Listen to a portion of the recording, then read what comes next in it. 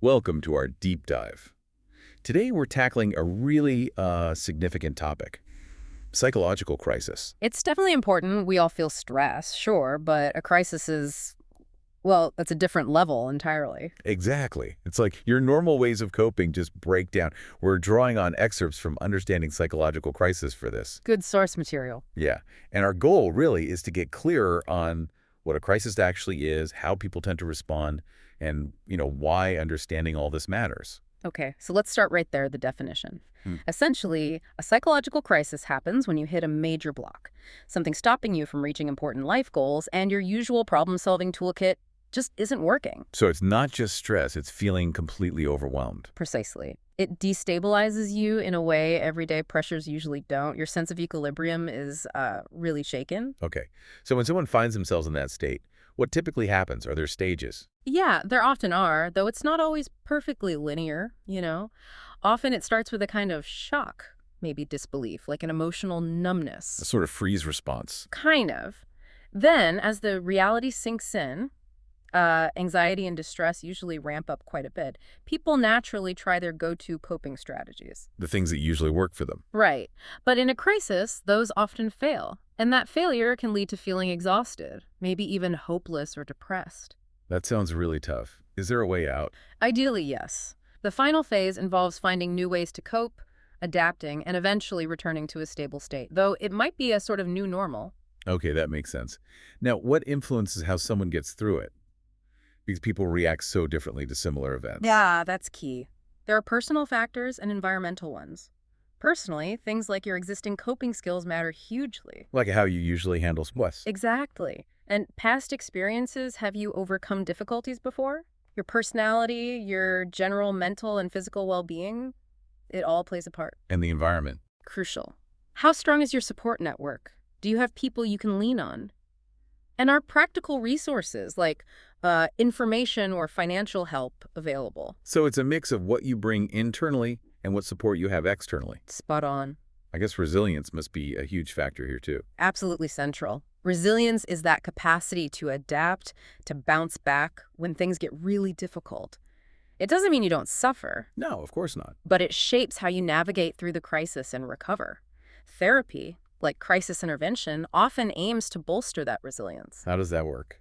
Well, by helping people reframe the situation, identify their strengths, connect with support, and develop those new coping strategies we mentioned. The source also talks about different types of crises, developmental versus situational. Can you break that down? Sure, developmental crises are sort of the predictable hurdles in life. Think adolescence, midlife transitions, retirement, things tied to our life stage. Things you might expect, even if they're hard.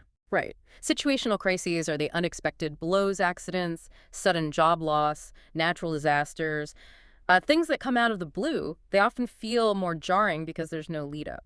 That distinction seems important. And how does crisis relate to trauma? People sometimes use those terms interchangeably. They're related but distinct. A crisis is that state of imbalance, the coping failure. Trauma is more the deep psychological wound resulting from a specific, often terrifying or life-threatening event. So a traumatic event can cause a crisis. Definitely. But not every crisis involves trauma in that specific sense. A job loss is a crisis. It throws your life off balance, but it might not be traumatic in the clinical sense for everyone involved. Trauma often carries longer-term impacts, potentially PTSD. Got it. So understanding crisis isn't just for individuals, it applies on a larger scale too. Oh, absolutely. Crisis theory is fundamental to how we respond to large-scale disasters or emergencies. Think about psychological first aid that's about providing immediate support to stabilize people, help them feel safe, and connect them with resources. It aims to mitigate long-term harm. So it scales up from one person to a whole community. Exactly. And that leads to the idea of building community resilience. That means fostering social connections, making sure support systems and resources are accessible, having good communication plans for emergencies, basically creating an environment where people are better equipped together to weather storms. Okay, let's try to wrap this up. Key takeaways seem to be: a psychological crisis isn't just stress. It's a distinct state where coping fails. There are typical response phases. And how you navigate it depends on both your internal resources, like resilience, and external factors, like support.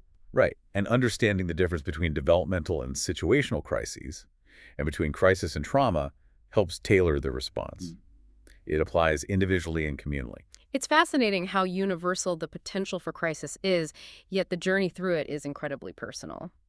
Which brings us to maybe a final thought for you listening. Yeah. Considering everything we've touched on, the phases, the types, the factors, what might be just one small proactive step, either for yourself or for your community, to build a little more resilience before a crisis hits. That's a great question to reflect on. This deep dive gives us a foundation, but there's always more to learn about this complex part of human experience. Thanks for exploring it with us.